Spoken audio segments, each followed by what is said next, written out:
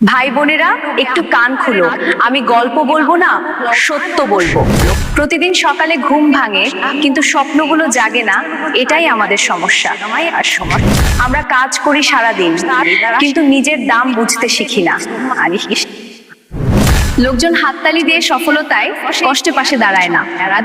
মানে নিজের ঘরের দায় কাঁধে নিলে আর কাউকে ভয় লাগে না।